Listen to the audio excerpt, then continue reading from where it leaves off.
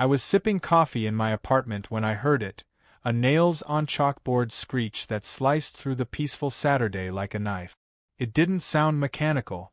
It sounded malicious.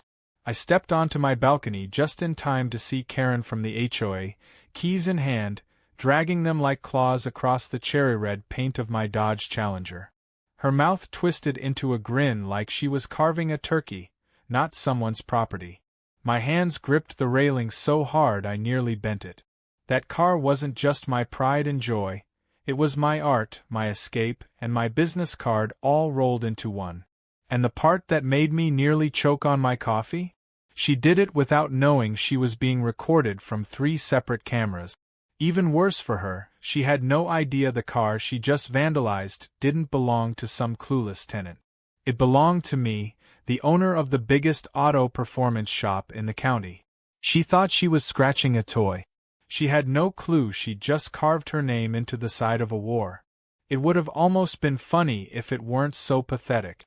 Karen, in her oversized sunglasses and her HOA-issued badge clipped to her tank top, looked like she was on some sort of vigilante mission to rid the neighborhood of anything fun, fast, or slightly shiny. She stood back to admire her work like she'd just created a masterpiece, not realizing the entire side panel now looked like it had lost a sword fight. I didn't rush downstairs. I didn't scream or threaten. Instead, I let her finish. The footage was already rolling. I leaned back, sipped the rest of my coffee, and whispered to myself, "Showtime." By the time I strolled down into the parking lot, she had her arms folded and was muttering about illegal parking and criminal behavior. The car, as always, was perfectly parked inside the painted lines of my assigned spot, a detail I knew she was fully aware of. I greeted her with a calm nod, and she gave me a look like I was a stray raccoon. She didn't recognize me as the car's owner. She assumed, probably based on my age and the grease under my fingernails, that I was just some young mechanic renting a unit above his pay grade. Which, ironically, was exactly what I wanted her to think. "You know whose car this is?" she asked, voice dripping with false authority. I smiled and nodded. "Sure do." She launched into a tirade about engine noise, visual pollution, and the sanctity of the HOA's visual standards. It was like listening to a malfunctioning Alexa try to quote bylaws while angry. She said things like, "You people and your racing toys are ruining the peace." I didn't flinch. I just kept nodding and pretending to be concerned. When she was done, she stormed off like she'd just won a debate at the Supreme Court. I waved as she left, still smiling. She hadn't just scratched my car. She'd scratched her name into her own downfall. Back in my apartment, I opened my laptop and reviewed the footage. Front camera, side mirror dashcam, and even the HOA building's motion light cam had caught everything. Multiple angles, perfect resolution, audio clear enough to hear her humming to herself while committing the crime. I clipped together the footage and sent it to a private folder labeled Karen Payback. Then I called Marco. "It's go time," I said. She finally did it. Marco's laugh on the other end was like a dragster firing up. "I'm bringing the drone and the stabilizers. We're making this one cinematic." Karen had been a menace to the entire neighborhood for months. She'd fined old Mrs. Gutierrez for wind chimes. She'd called a tow truck on a visiting nurse because the van had a faded logo. She once screamed at a 10-year-old on a scooter because his wheels made noise. But she had a special brand of contempt for me. Maybe it was because she saw my shop truck, always parked in front. Maybe it was because she hated seeing someone young and successful who didn't ask for her approval. Either way, she picked the wrong target. The scratch on my car was a gift, because now I had everything I needed to legally, and theatrically, destroy her little reign of terror. Later that afternoon, I visited the auto shop I owned just 3 blocks away. My manager Joel raised an eyebrow as I rolled in the Challenger with its brand new battle scar. Let me guess, HOA Karen finally lost her mind. I grinned and tossed him a USB. Full coverage. Multiple cams. Joel chuckled and wheeled out the buffer. "You want me to fix it up now?" I shook my head. "Not yet. Let her see it. Let her admire it every day. This is war theater. Joel just whistled and muttered "You're evil" under his breath. I took it as a compliment. As evening fell, I texted Lacey, my friend who worked as a legal assistant and part-time troublemaker. I told her everything.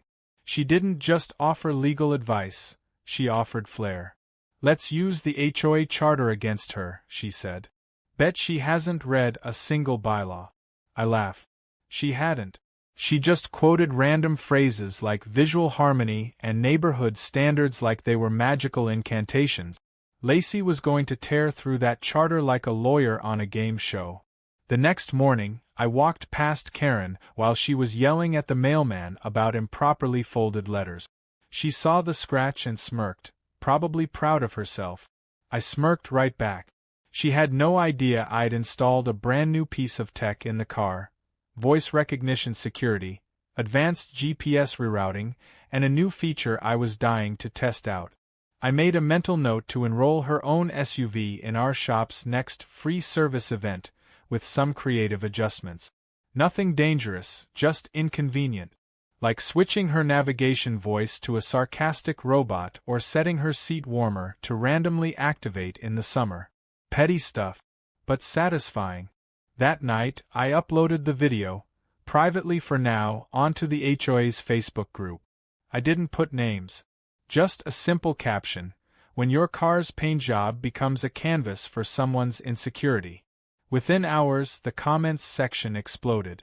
People recognized the area. Some even recognized Karen. And one brave soul, bless him, asked the golden question. "Wait, is that Karen doing the scratching?" "Oh yes, dear neighbor." Yes, it was. My phone buzzed with messages. Residents I barely spoke to were suddenly flooding my inbox with their own Karen stories. Her threats, her fines, her tantrums at the community pool. The myth of Karen had become a monster, and now the villagers were grabbing their pitchforks. Figuratively, of course. Well, for now. I closed my laptop, leaned back, and smiled. The first act had gone perfectly. She keyed the wrong car. I had her on video. The community was turning. And I was just getting started. She thought she'd silenced an engine. She'd actually started a revolution. And I had an entire garage of tools, allies, and horsepower ready to roll. By the time the sun rose the next morning, the wheels of payback had already begun to turn. I wasn't the kind of guy to fly off the handle and scream in someone's face, especially someone like Karen who thrived on public confrontations. No, my style was quiet, calculated, and layered in enough irony to make a Shakespearean villain blush. I walked into my shop at exactly 9 a.m., coffee in one hand, USB in the other, and a grin that practically announced something big was coming. My crew, most of them seasoned mechanics who knew every bolt in a V8 engine and every law in the traffic code, had already heard the news. Joel had filled them in and passed around stills from the footage like they were mugshot. Karen had become the shop's unofficial dartboard before I even opened the doors. The plan wasn't just about justice. It was about poetic irony. Karen had used the HOA as her personal kingdom for too long, issuing fines like confetti, verbally attacking neighbors who didn't bow to her rules, and twisting community guidelines into weapons of social control.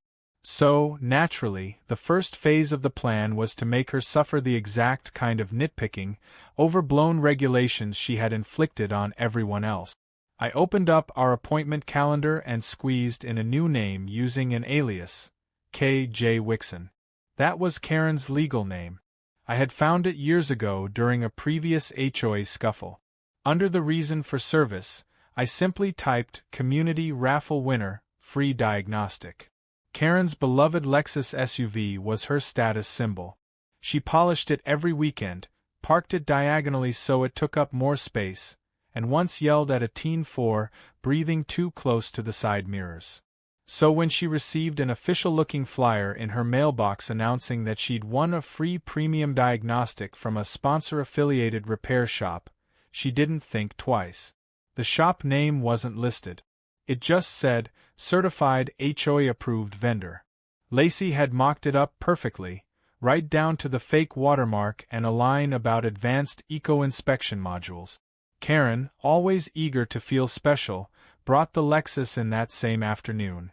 When she arrived, wearing oversized sunglasses and a wide-brimmed sun hat like she was dodging paparazzi, she didn't recognize the shop. She walked in with the air of a person expecting a red carpet. My receptionist, Daisy, played her role perfectly, smiling brightly and handing Karen a clipboard with waivers that included standard language about infotainment recalibration and temporary GPS test routing. Karen didn't read a word. She just signed and asked for bottled water. Daisy gave her one and told her it might take a couple of hours. Karen agreed, handed over the keys, and strutted away. The moment she was gone, Joel and I got to work. We didn't damage a single part of the Lexus, but we had some fun under the hood. We updated her GPS so it would default to taking her to locations like abandoned warehouses, used mattress outlets, and a roadside alpaca farm. Her backup camera now made a meowing sound instead of the usual beep. And best of all, we adjusted her seat warmer to randomly activate at full heat for 30 seconds at a time, but only when the car came to a complete stop.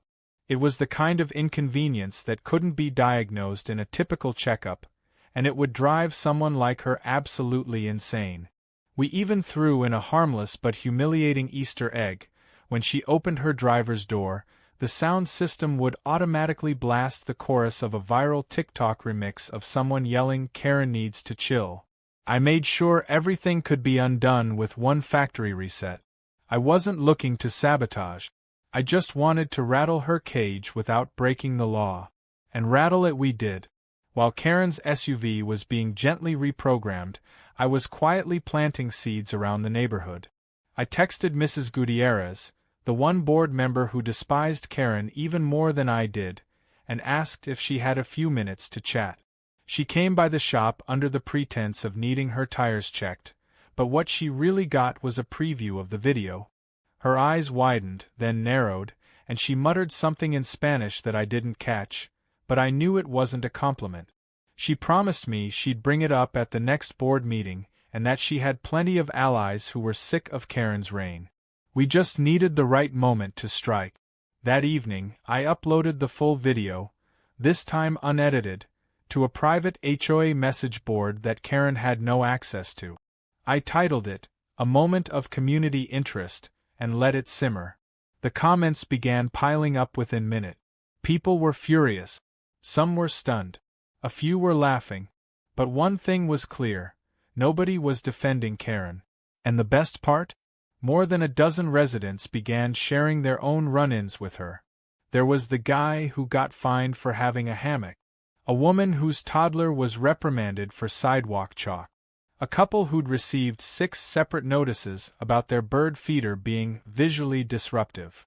It was as if the dam had broken. Years of pent-up frustration came pouring out. By nightfall, the neighborhood wasn't just angry, it was organized. A petition had started circulating, calling for Karen's suspension from the board. It needed 30 signatures. By midnight, it had 57. The next morning, Karen came to pick up her Lexus. She looked confused when she saw me standing at the counter, smiling like a mechanic in a toothpaste commercial. "You," she said, squinting. I nodded.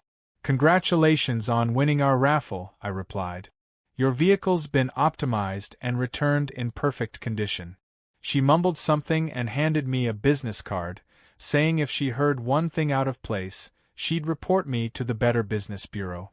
I tucked the card in my pocket and waved as she left. 10 seconds later, her car turned out of the lot and began heading not toward her house, but straight toward a municipal waste processing plant. We watched the GPS play its game from the tracker in the garage and howled with laughter. Later that day, I caught her screaming at a poor gas station clerk because the pump screen showed a Spanish message she couldn't understand. She was red-faced and flailing her arms. It had nothing to do with the car, of course, but I took it as a good omen. Meanwhile, Marco was editing together a sleek montage of the keying footage with cinematic music and side-by-side before and after shots of the car damage. He added slow-motion replays and zoom-ins on Karen's face as she did the deed. It wasn't just evidence. It was art. We weren't going to release it publicly just yet. Not until we saw what the HOA did. But the clip was ready, and its thumbnail alone would go viral. As night settled, I sat on my apartment balcony and looked out over the neighborhood. Everything seemed quiet, but under the surface, the whole place buzzed with energy. Karen had poked the wrong bear. And the bear had friends, footage, and a full-service repair facility at his command. She thought she could scratch her way into control. She had no idea she'd just triggered the kind of precision-engineered, community-fueled revenge campaign that would make her wish she'd stuck to wind chimes and parking notices. The gears had turned. And they weren't stopping now. 3 days later, the community gathered for what was supposed to be a routine HOA meeting. Karen, dressed in a blazer far too formal for a neighborhood gathering and wielding her clipboard like a weapon, walked into the room as if nothing had happened. Her expression was smug, confident, and entirely disconnected from the storm brewing around her. She had no idea that nearly every person in the room had seen the video of her keying my car. She still thought she was in control, the queen bee holding the hive together with her passive-aggressive stings and outdated rules. But tonight wasn't going to go the way she planned. Not even close. The folding chairs in the community hall were filled with more residents than usual. People who hadn't shown up in months were now sitting on the edges of their seats, whispering and watching. Some of them gave me knowing nods when I walked in. A few even gave thumbs up. I sat in the back, deliberately quiet, letting the energy of the room swirl around me. Karen stood at the front, tapping the microphone like she was preparing to deliver a State of the Union address. She opened with her usual ramble about neighborhood safety, how certain elements were endangering the community, and how vehicle aesthetics were now up for policy review. And then, with the most audacious nerve I had ever seen, she said my car had become a visual blight and would be considered in violation of the new community harmony guidelines she had drafted. People started shifting in their seat. Some chuckled. One guy coughed out loud and said "yeah" right under his breath. But Karen didn't flinch. She was too far up in her tower of delusion to see the cracks forming beneath her. She went on about decals, engine volume, and the risk of setting poor examples for children. That was the trigger. Lacey, who had positioned herself near the front, raised her hand and interrupted with the calm authority of someone who had practiced this moment in the mirror. "I think before we discuss new policies, we should address the recent incident involving property damage," she said. Karen stiffened. "What incident?" she asked, already defensive. Lacey didn't reply. Instead, she pulled out her laptop, connected it to the projector, and hit play. The room went dark for a second, then lit up with high-definition footage of Karen casually dragging her keys across my car's door, humming as she did it. The silence that followed was absolute. No gasps, no screams. Just stunned stillness. Then the clip repeated from a second angle. And a third. Every time, Karen's face was unmistakable. Her body language was undeniable. Her intent was crystal clear. Karen tried to speak, but Lacey raised a finger and said not yet. She then switched to a still frame, a freeze of Karen mid-scratch, and read from the HOA bylaws. According to Section 12.3, vandalism of resident property by a board member constitutes grounds for immediate suspension pending investigation. Karen began sputtering about fake videos, deepfakes, and neighbor conspiracies. But it was all falling apart. The crowd wasn't buying it. And then, to truly hammer the nail in, I stood up and walked to the front. Without a word, I pulled out a USB drive and plugged it into the side of the laptop. On screen appeared raw dash-cam footage from my car, showing Karen's reflection as she keyed it. Her face, her voice, everything captured from yet another angle. And the audio? Crystal clear. She'd said, in her own words, "Let's see how he likes it when his toy gets a little scratch." The silence returned, but this time it was different. It wasn't shock. It was realization. Karen turned to the board members with wide eyes. "This is a setup," she shrieked. "This is harassment. But Mrs. Gutierrez stood up next and said, "I've lived here 15 years. I've had enough of her garbage." Motion to suspend Karen from the board immediately. The room erupted in applause. Someone shouted seconded. A vote was called on the spot. Out of the 32 residents present, 30 voted in favor. 1 abstained. Karen voted against, obviously, and then demanded to speak again. She stepped forward, eyes twitching, voice rising, and went on a tirade about how I had provoked her for months, how I parked with arrogance, how I manipulated the neighborhood against her. She spun an epic tale of victimhood that made almost no sense and only succeeded in making her look more unstable. She even claimed the car had been deliberately parked to tempt her into an outburst. I just stood there, arms folded, letting her self-destruct. As she ranted, a man stood up near the back and quietly announced he was from the mayor's office and had been sent in response to complaints about HOA misconduct. Karen froze.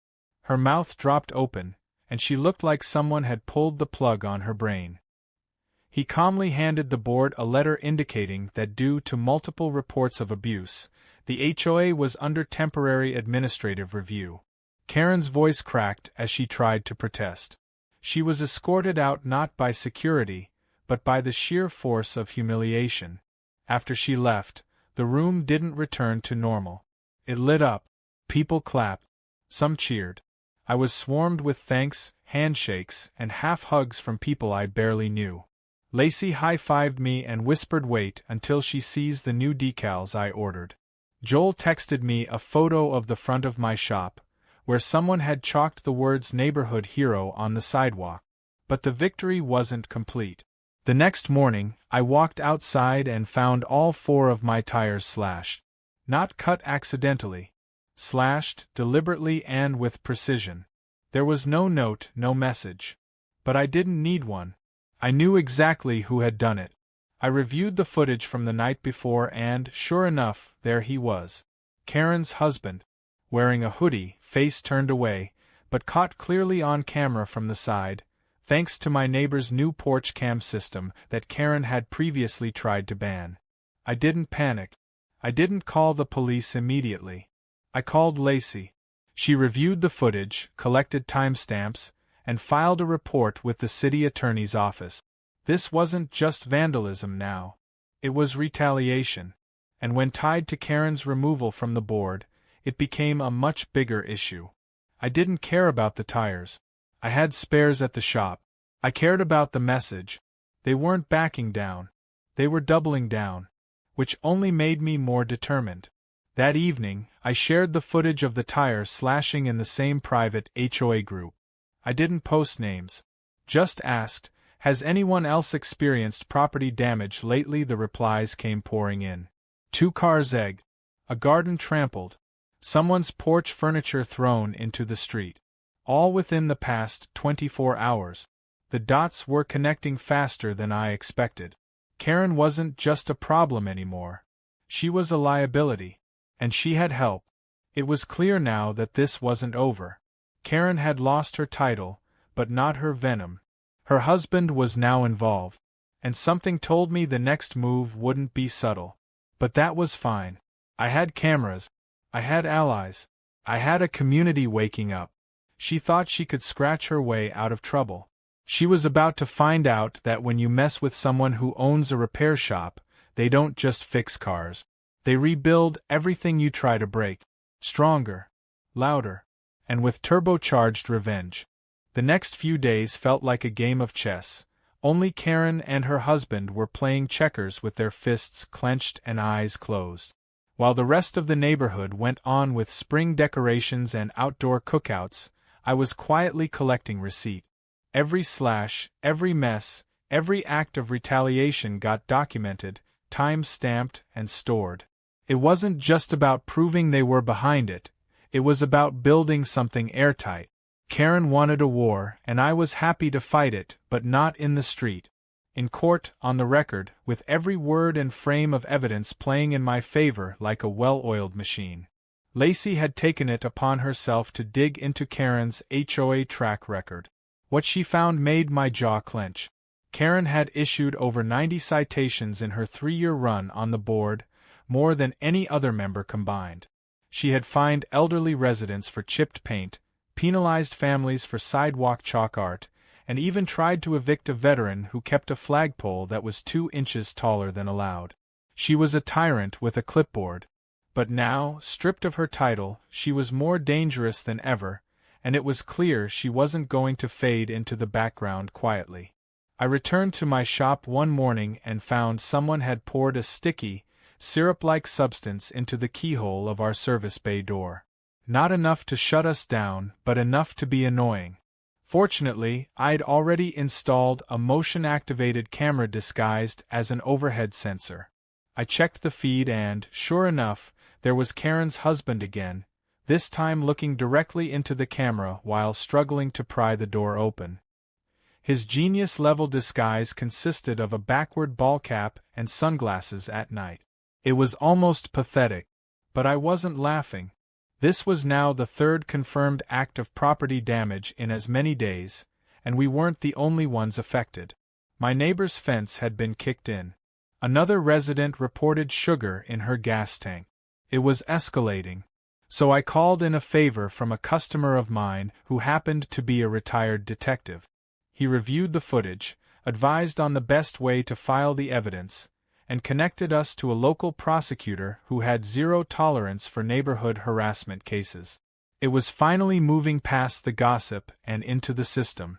And it needed to, because while I could handle a keyed car or slash tires, I wasn't going to stand by while Karen turned the entire neighborhood into her personal battlefield.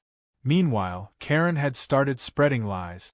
At the local coffee shop, she told anyone who'd listen that I was running an unlicensed business, that I dealt in stolen car parts, and that I had faked the footage of her keying my car. I found this out when a local journalist showed up at my shop asking for comment. The look on his face when I played the full uncut video for him was priceless. He left with a different story entirely, one that included community retaliation, HOA abuse of power, and footage that might land someone in court. Karen had handed me the spotlight, and I wasn't about to waste it. But I also didn't want the entire situation to turn into a mess of back-and-forth bitterness. I wanted a clean win. So I decided to host something different. I called it Community Car Day. We put up flyers, offered free diagnostics for any neighbor who had dealt with Karen's wrath, and threw in bonus services like anti-keying wrap and basic engine scans. The turnout was insane. Cars lined up down the block. Some people brought donuts. Others brought their own Karen stories. It turned into a sort of neighborhood therapy session with wrenches and motor oil. One couple had a story about how Karen had demanded they repaint their front door 3 times in 1 month because the color was too energizing. A teenage boy told us she had once confiscated his skateboard and threatened to throw it in the lake. A single mom explained how she was fined for having her laundry line visible for more than 6 hours. And all of them walked away that day with their cars running better and protected by a clear, durable key-resistant film that I had developed with one of my suppliers. It was free for every resident who came. My crew worked overtime, not for pay, but out of solidarity. Everyone wanted to be part of it. And Karen? She watched from her window as a line of grateful neighbors laughed and smiled and bonded right in front of her house. That night, as I was closing up shop, I got the call. Lacey was on the line, and she was practically vibrating with excitement. The city had officially picked up the case. Karen's husband was going to be served with charges for vandalism, trespassing, and destruction of private property. The footage we'd collected was considered more than sufficient. And because of Karen's ties to the acts, she was being included in the investigation. It was happening. Real accountability. After all this time, I didn't celebrate with a party. I celebrated with silence. I sat on the hood of my Challenger, now restored and gleaming under the garage lights, and just breathed. It wasn't over, but it was turning. And I knew Karen wouldn't go quietly. She'd already proven she'd rather scorch the whole street than admit defeat. But this wasn't just about revenge anymore. It was about restoring the soul of a neighborhood that had been held hostage by one woman's insecurities and control issues. And then, as if scripted by the universe, I saw it. Karen's Lexus SUV rolled into the lot, right around 10 p.m., when the shop was closed and everyone had gone home. I stayed still, lights off, watching through the security feed on my phone. She got out, looked around, and pulled something from her bag, a small bottle, likely brake fluid or paint thinner. But as she approached the car, sprinklers popped up from the landscaping and doused her completely. She screamed, stumbled back, and dropped the bottle. The motion lights came on. The cameras caught everything. She turned and bolted. But the footage? Already uploaded to cloud storage. The next morning, I filed the final piece of the puzzle. Along with the footage, the witness statements, and the complaint history, I handed over a full dossier to the city attorney's office. It included a timeline, maps, and annotations from every interaction Karen had ever had with me and several other neighbors. It was surgical, detailed, and unimpeachable. Lacey looked at it and said, "If I didn't know you, I'd think you were the one with a law degree." But Karen wasn't done yet. That afternoon, I received a cease and desist letter from a lawyer she'd hired, claiming emotional distress, public defamation, and harassment. It was a joke. The letter had typos. It referred to me as Mr. Troy Jackson, and even cited bylaws from a completely different HOA. Lacey laughed so hard she dropped her coffee. We filed a countersuit for defamation and malicious prosecution. Word got around. The local news picked it up. The article went viral, complete with screenshots of the vandalism footage, quotes from multiple residents, and a perfectly framed shot of Karen's expression mid-scratch. It was brutal, but it was honest. The court dates were set. The community was watching. And Karen, once the undisputed dictator of the HOA, was now a pariah in her own kingdom. She had picked the wrong car, the wrong guy, and definitely the wrong neighborhood. The day Karen finally tried to strike back publicly was the day her last shred of control completely unraveled. I was at the shop going over some custom upgrades with a client when my phone buzzed with a dozen notifications at once. Karen had gone live on Facebook. She titled the stream, exposing the car cult, and started rambling into her phone about how the neighborhood was under siege, how her civil rights had been violated, and how my criminal enterprise was behind it all. Her eyes were wild, her voice shrill, and her points disconnected to the point of incoherence. She claimed her SUV had been hacked, that her seat warmer was trying to burn her alive, and that she'd been digitally tortured by malicious GPS routes that sent her to abandoned ice cream factories and goat farms. The more she talked, the faster her view count rose, not because people were on her side, but because the internet loves a good meltdown.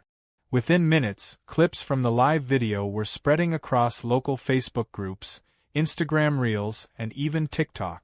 Someone added music and edited her yelling about car cults over footage of my team installing decals and laughing with neighbors at Community Car Day.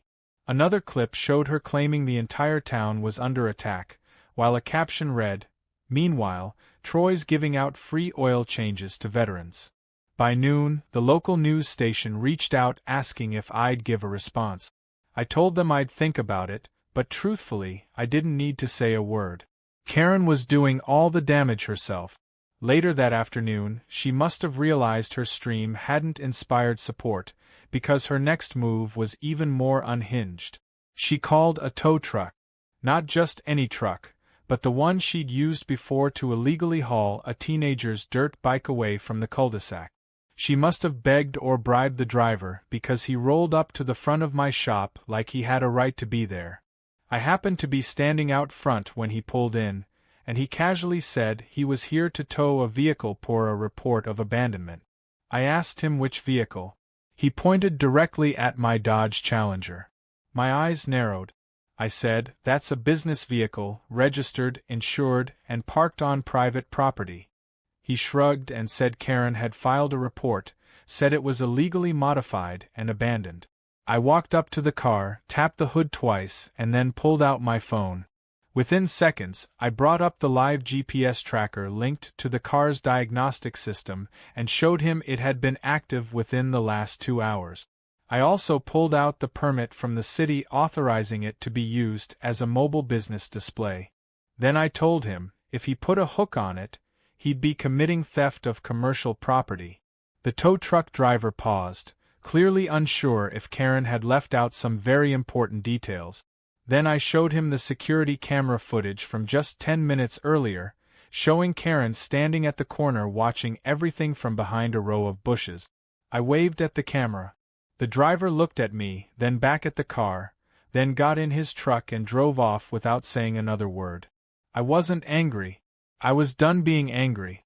I was just tired of watching someone spiral so hard they tried to drag everyone around them down with them. Karen wasn't fighting to be right anymore, she was just fighting not to feel powerless. But she had already lost the war. Her neighbors had turned on her. Her HOA privileges were gone. Her Facebook rant became a meme. And now her attempts to play dirty were being intercepted before they even had a chance to land. A few days later, the court date finally arrived. Karen showed up looking like she was going to a red carpet event. Her husband trailed behind her, looking like he'd been dragged out of bed and forced into a collared shirt. I sat calmly with Lacey and Joel by my side. The judge didn't waste time. The evidence was overwhelming. Karen's lawyer tried to argue that the footage was inadmissible, that it was obtained through invasive surveillance, but the judge shook his head and asked if they were really trying to deny 3 separate angles of the same event, including one from a city-owned camera. The vandalism was confirmed. The retaliatory acts were traced back to Karen's husband. The bogus cease and desist was thrown out. And when it came to the defamation claims she filed against me, the judge dismissed them with prejudice. By the time it was over, Karen had not only lost every legal point she tried to raise, but she'd also been fined, ordered to pay damages, and slapped with a restraining order that barred her from coming within 50 feet of me, my business, or my car. It was poetic. Her reign of power had ended in a courtroom with her face red and trembling and her voice too choked to speak. Outside the courthouse, a few neighbors had shown up in quiet support. They gave me thumbs-ups, one guy offered to buy me lunch, and Mrs. Gutierrez gave me a folded note that just said, "You did what we all wanted to do years ago." But the final moment, the one that brought it full circle, came about a week later. Karen's property had become eerily quiet. Her SUV hadn't moved in days. Her lawn had overgrown, something she used to fine others for obsessively. And then one morning we all heard the beeping. A moving truck pulled up to her house. She tried to sneak out the back wearing a hoodie and oversized sunglasses, but it was no use. A few neighbors saw, and one of them actually clapped. Karen turned for just a moment, looked out at the street she had once ruled, and then disappeared into the cab. A few days after she left, the new HOA board hosted a cookout. Families came out. Kids ran around. No one brought up bylaws or citations. Joel made burgers, Daisy brought music, and I brought my Challenger, parked it right at the center of the lot, speakers playing soft classic rock, while the hood gleamed under the late afternoon sun. People posed for photos in front of it. The scratches were gone, but the story remained. Every neighbor knew what had happened. Every laugh and handshake carried weight. It was the first time in years the community felt like a neighborhood again. Later that evening, as the sun dipped behind the rooftops and the lights strung above the yard flickered on, I sat on the porch with a root beer in hand, watching the kids play tag and the parents laugh like they weren't afraid of being fined for it. Lacey sat next to me and nudged my shoulder. "Think she'll ever come back?" I looked out at the empty lot where her Lexus once claimed the best view. "If she does, she won't recognize this place. It belongs to the people again." Karen tried to key a car and start a war. What she didn't realize was that the man she was picking a fight with didn't just own the car. He owned the tools, the truth, and a whole neighborhood's worth of frustration ready to ignite. She thought she was scratching paint, but she was really scraping the last bit of patience this community had left. And when she crossed the line, she triggered something bigger than herself. Justice. unity, and maybe the cleanest burnout in HOA history.